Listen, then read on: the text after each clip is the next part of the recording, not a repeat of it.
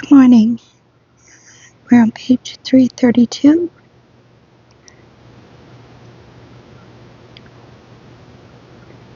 Of course, they did not remember how very recently they themselves had helped Stalin destroy the opposition. Yes, and even themselves too. After all, Stalin gave his own weak-willed victims the opportunity of taking a chance in rebelling, for the game was not without its satisfactions for him. To arrest each member of the Central Committee required the sanction of all the others. That is something the playful tiger thought up, and when the sham plenums and conferences proceeded, a paper was passed along the rows which stated impersonally the materials had been received compromising a certain individual, and it was requested that consent be given or refused to his expulsion from the Central Committee. And someone else watched to see whether the person reading the paper held it for a long time. And they all signed their names, and that was how the Central Committee of the All-Union Communist Party, the Bolsheviks, shot itself. Stalin had calculated and verified their weakness even earlier than that. Once the top level of the party had accepted as their due high wages, secret provisioning facilities, private sanatoriums, it was already in the trap, and there was no way to backtrack. And who made up the special assesses that tried Tukhachevsky and Yakir, Dusher, Yegorov, and S.A. Turovsky?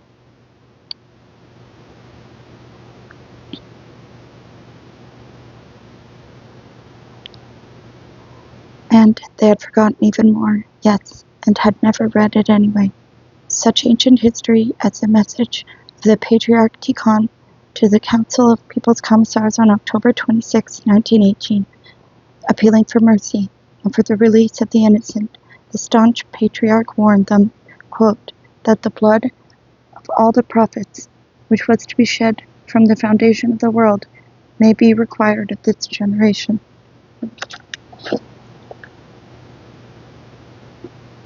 St. Luke 11:50, unquote. And for all that they take the sword shall perish. For all they that take the sword shall perish with the sword.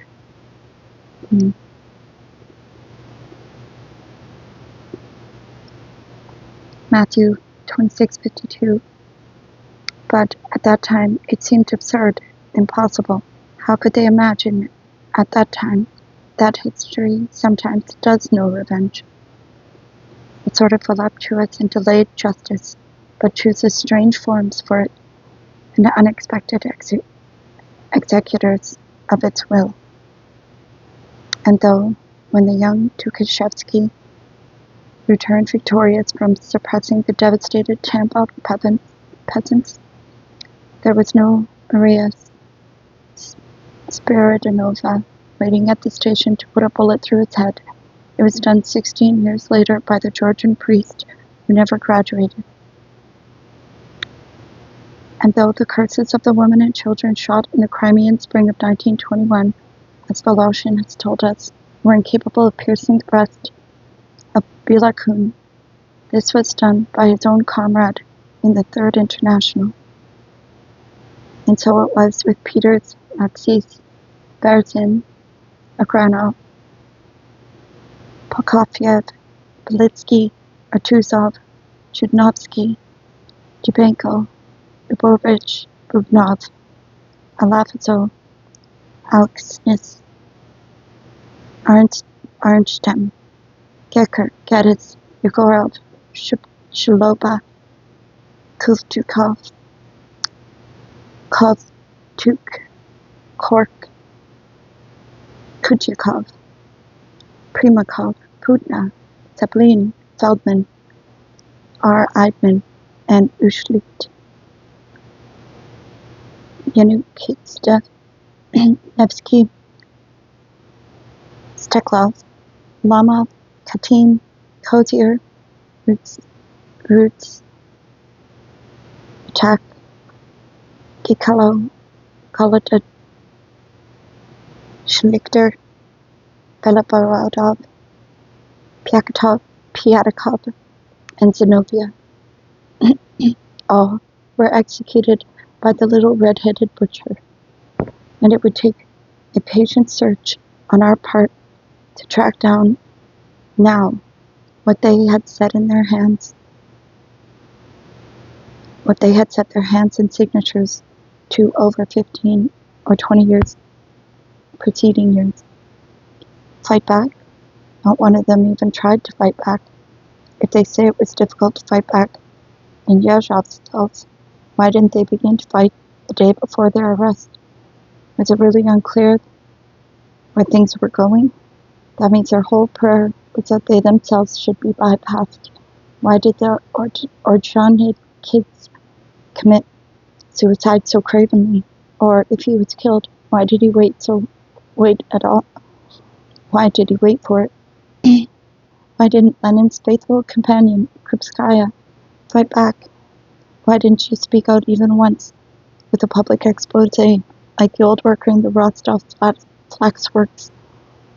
Was she really so afraid of losing her old woman's life?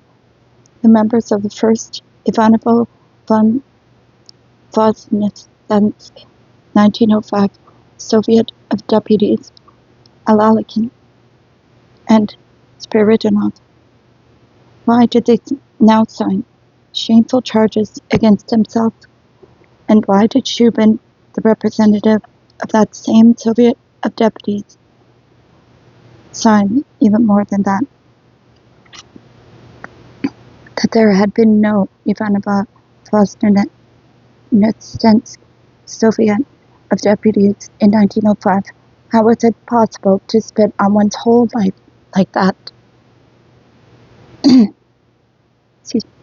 The good thinkers themselves, remembering 1937 now, groan over the injustices and horrors, but no one recalls the possibilities of fighting back which existed and which they physically possessed and which no one made use of.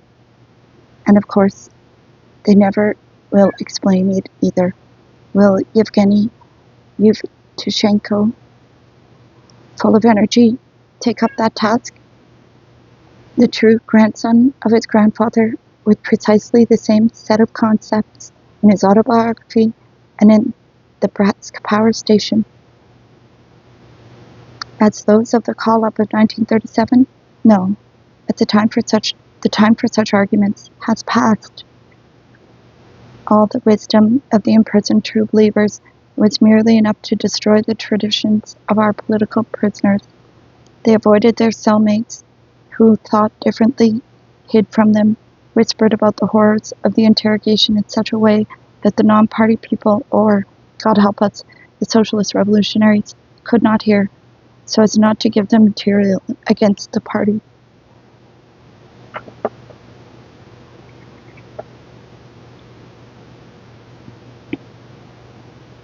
Evgenia Goldsman, in the Kazan prison in 1938, was opposed to knocking out signals between cells. As a communist, she was against violating Soviet laws, and when they brought a newspaper, Goldsman insisted that her cellmates read it in full detail, not just superficially. The prison portion of Y. Ginsberg's memoirs gives us frank testimony on the call-up of 1937. The hard head of Yulia Annenkova demanded of the cell, "Don't dare make fun of the jailer. He is a representative here of Soviet power." Baby! Wow. Baby! Pip! Pip! What are you doing? You turkey. Sorry, excuse me. The hard head, Yulia Annenkova, demanded of the cell, quote, "Don't dare make fun of the jailer. He is a representative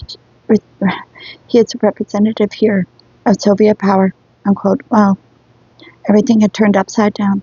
Show that little scene in that fairy tale crystal ball to the unruly revolutionary women in a Tsarist prison, and the Komsomol member, Katya Shirokova, asked Ginsburg in the frisking room, quote, "That German communist woman over there has gold hidden in her hair, but it's our Soviet prison, so shouldn't we tell the jailer?" Unquote.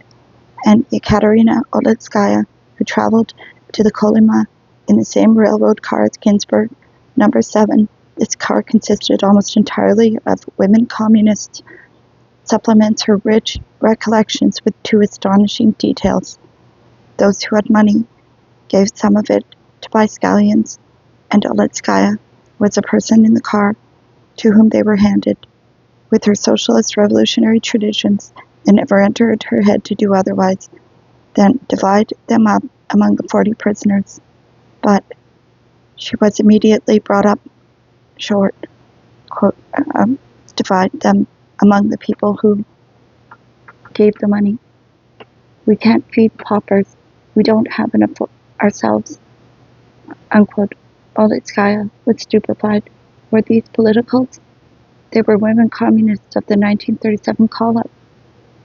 And a second episode in the Sverdlovsk transit prison baths. These women were driven naked between formations of jailers. Nothing happened, and they were reassured. And in the ensuing stages of their journey, they sang in their car. "Baby, are you singing?" That's what I thought. I know no other country where a person breathes so freely. Now it's with that sort of complex of world outlook. It's on that level of consciousness that the good thinkers started their long camp road, having understood nothing from the very beginning, neither about their arrest, nor interrogation, nor events in general, out of stubbornness, out of loyalty, or out of desperation. They would henceforth, throughout the journey, regard themselves as bearers of light and proclaim themselves as only ones who understood the essence of things.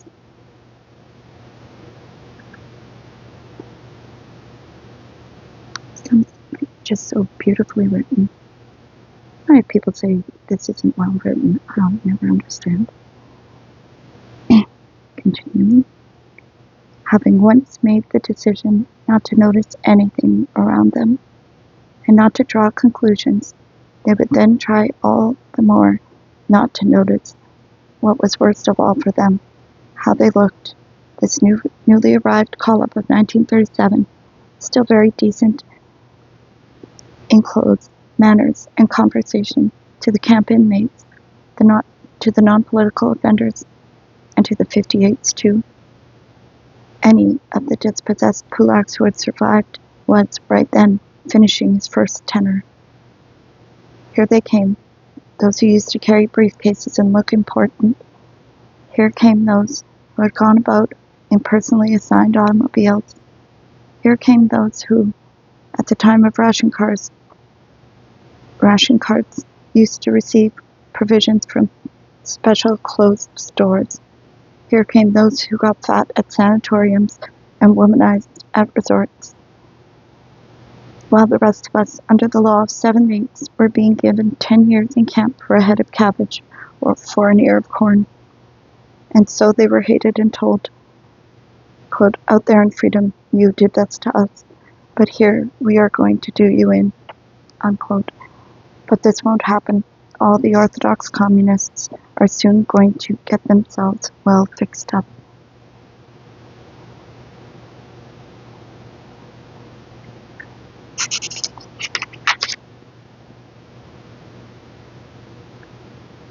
What does the Loyalists' lofty truth consist of? Simply that they do not want to renounce a single one of their former values or accept a single new one? Let life gush over them, surge over them, and even roll over them with wheels. Still they won't let it into their heads.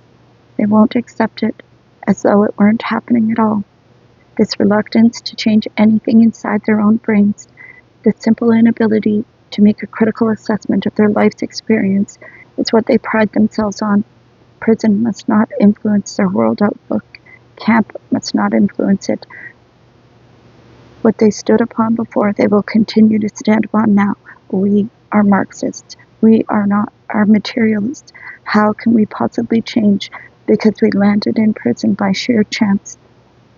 How can our consciousness change if existence changes? If it manifests new aspects of itself, not for anything, even if that existence falls through the floor and disappears, it won't determine our consciousness. For after all, we are materialists.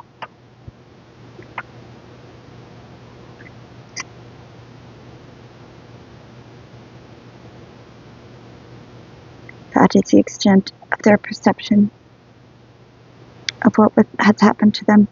V.M. Zareen, quote, I always used to say to myself in camp, just because of tools, i.e. those who had arrested him, I do not intend to quarrel with Soviet power, unquote. Here is their inevitable moral. I have been imprisoned for nothing, and that means I am good.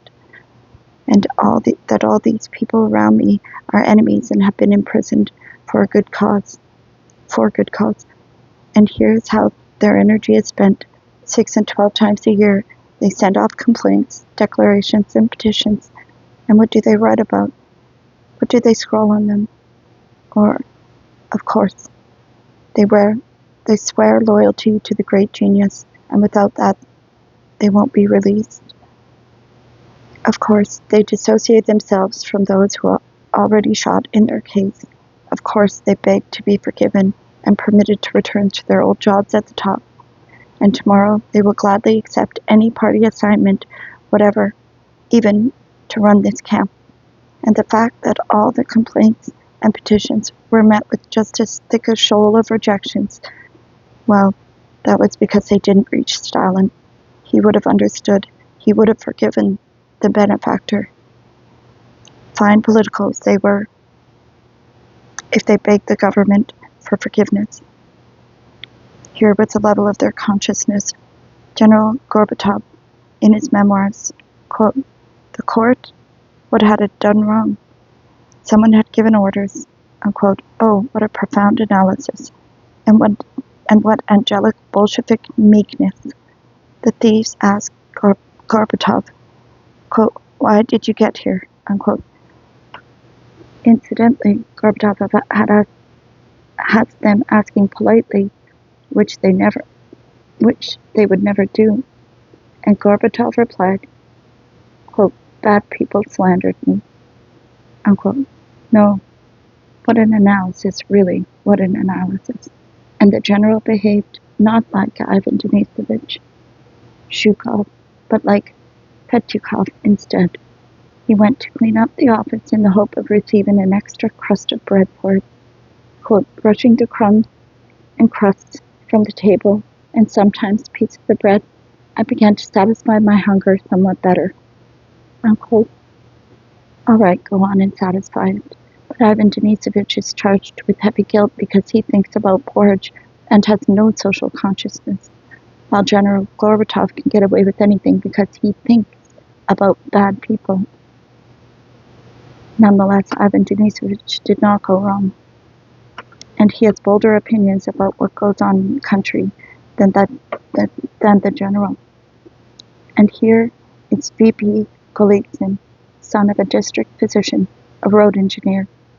He was imprisoned for 140 days in a death cell, plenty of time to think.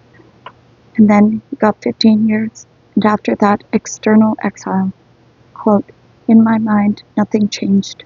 I was the same non-party Bolshevik as before. My faith in the party helped me. The fact that the evil was being done not by the party or government, but by the evil will of certain people. What an analysis. Who came and went. But all the rest remained. Oops.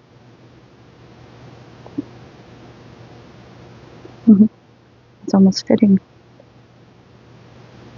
But somehow they never seem to go. And ordinary Soviet people helped me endure it. of whom in 1937-38 there were very many, both in the NKVD, i.e. in the apparatus, and in the prisons, and in the camps. Not the godfathers, but the real Dzerzhinsky men. Unquote. This surpasses all understanding. Those Dzerzhinsky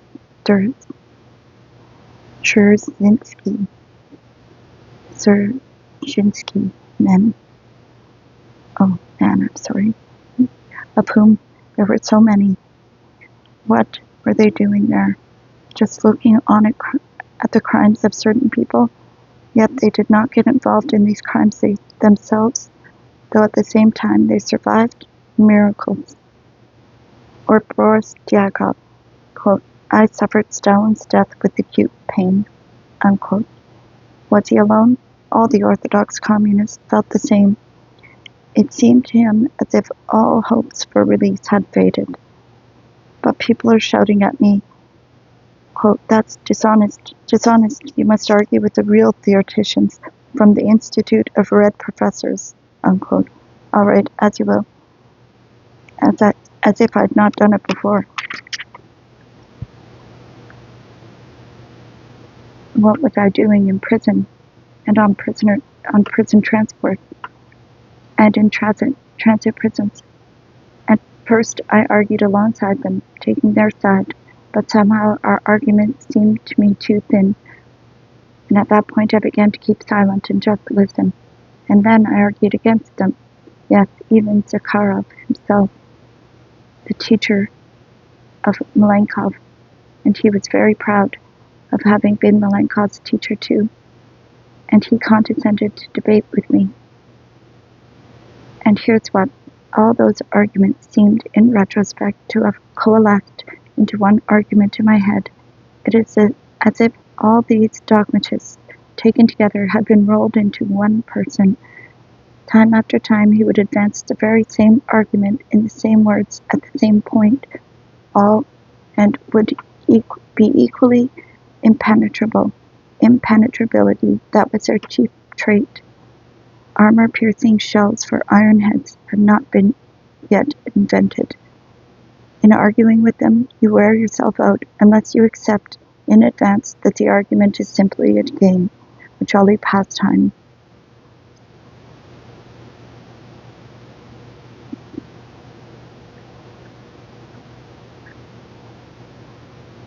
My friend Panin and I are lying on the middle shelf of a Stolypin compartment, and have set ourselves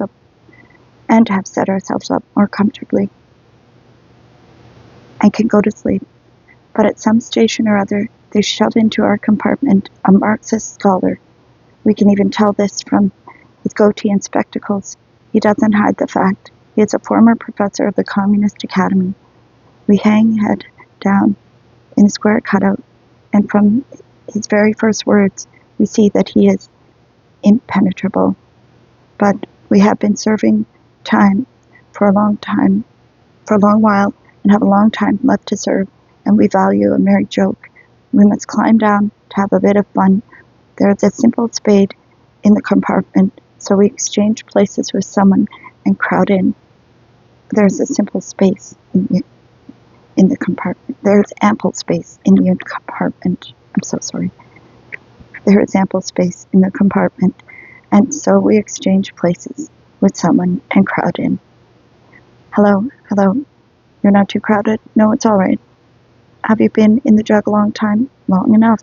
Are you past the halfway mark? Just. Look over there. How poverty-stricken our villages are. Straw-thatched, crooked huts, an inheritance from the Tsarist regime. Well, but we've already had 30 Soviet years. That's an insignificant period historically. Oh my God. It's terrible, the fact that collective farmers are starving. But have you looked in all their ovens? Just ask any collective farmer in our compartment. Everyone in jail is embittered and prejudiced. But I've seen collective farms myself. That means they were uncharacteristic. The goatee had never been in any of them. That way it is simpler. It was simpler. Just ask the old folks. Under the Tsar, they were well-fed, well-clothed, and they used to have so many holidays. I'm not even going to ask. It's a subjective trait of human memory to praise everything about the past. The cow that died is the one that gave twice the milk. Sometimes he even cited proverbs. And our people don't like holidays. They like to work. But why is there a shortage of bread in many cities? When? Right before the war, for example. Not true. Before the war, in fact, everything had been worked out. Listen, at the time, in all the cities on the Volga, there were queues of thousands of people. Some local failure in supply, but more likely your memory is failing you. But there's shortage now. Old wives' tales. We have from 7 to 8 billion pods of grain. Pods of grain. And the grain itself is rotten. Not at all. We have been successful in developing new varieties of grain. But in many shops, the shelves are empty. Inefficient distribution in local areas. Yes, and the prices are high. The workers have to do without many things. Our prices are more scientifically based than anywhere else. That means the wages are low. And the wages, too, are scientifically based.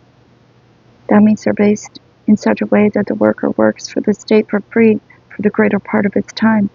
You don't know anything about economics. What is your profession? Engineer. I am an economist. Don't argue. Surplus value is even impossible here. But why is it that the father of a family used to be able to feed his family by his own labor, and that now 2 or 3 of the family have to work? Well, because there was unemployment previously, and the wife couldn't get work, and the family went hungry. Furthermore, the wife's working is important to her equality. What the devil do you mean by equality? And who does all the household work? The husband has to help. And how about you? Did you help your wife? I am not married. So each of them used to work during the day, and now both of them have to work in the evenings too. And the woman has no time for the main thing, for bringing up the children. She has quite enough. They are mainly brought up by the kindergarten, school, and the komsomol. Well, and how are they bringing them up? They grow up to be hooligans and petty thieves, and the girls run free and loose. Not at all. Our youth have lofty principles. That's what the papers say, but the papers tell lies. They are much more honest than the bourgeois newspapers. You ought to read the bourgeois newspapers. Just give me the chance. That's not necessary at all. And our newspapers still tell lies. They're openly bound to the proletariat. That's the kind of bringing up that makes the crime rate grow. On the contrary, it's failing. Give me the statistics. This in a country where even the number of sheep tails is classified as a secret. And another reason our crime rate is rising is that our laws themselves give rise to crime. They are ferocious and ridiculous. On the contrary, they are fine laws, the finest in the history of humanity, especially Article 58. Without it, our young state would not have been able to hold out. It's no longer so very young. Historically speaking, it is very young. But look around at the number of people imprisoned. They got what they deserved. And what about you? I was jailed by mistake. They will sort things out and release me. They all leave themselves this loophole. By mistake, then what kind of laws do we have? The laws are excellent. It is the deviations from them that are unfortunate. Everywhere there is a graft, bribes, corruption. We have to intensify our communist upbringing, and so forth. He is imperturbable. He speaks in a language which requires no effort of the mind, and arguing with him is like walking through a desert. It's about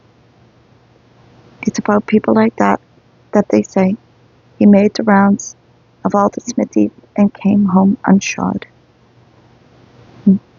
And when they write in their obituaries, quote, perished tragically during the period of the cult, unquote, this should be corrected to read, perished comically. But his fate had worked out differently. We would never have learned what a dry, insignificant little man he was. We would have respectfully read his name in the newspaper He would have become the People's Commissar, or even ventured to represent all Russia abroad. To argue with him was useless. It was much more interesting to play with him. No, not at chess, but at the game of comrades. There really is such a game. It is a very simple game. Just play up to him a couple of times or so. Use some of his own pet words and phrases. He will like it, for he's grown accustomed to find that all around him are enemies. He has become weary of the snarling and doesn't like to tell his stories because all those stories will be twisted around and thrown right back in his face.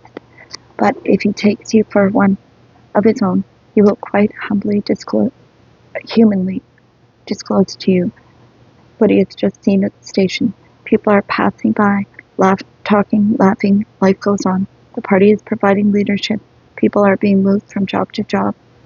You and I are languishing here in prison. There are a handful of us, and we must write and write petitions, begging a review of our case, begging for a pardon. Or else he will tell you something interesting. In the Communist Academy, they decided to devour one comrade. They felt he wasn't quite genuine. Not one of our own, but somehow they couldn't manage it. There were no errors in his essays, and his biography was clean. Then all of a sudden, going through the archives, what a find! They ran across an old brochure written by this comrade, which Vladimir Ilyich Lenin himself had held in his hands, and in the margin of which he had written in his own handwriting the notation, quote, "As an economist, he is shit," unquote. Well, now you understand. And our companion smiled confidently. That after that, it was no trouble at all to make short work of that muddlehead and impostor, and he was expelled from the academy and deprived of his scholarly rank, unquote. The railroad cars go clicking along. Everyone is already asleep, some lying down, some sitting up. Sometimes a convoy guard passes along the corridor, yawning. And one more unrecorded episode from Lenin's biography is lost from view.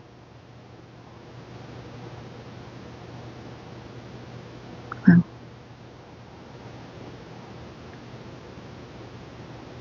yeah. Thank you for listening. Have a good day.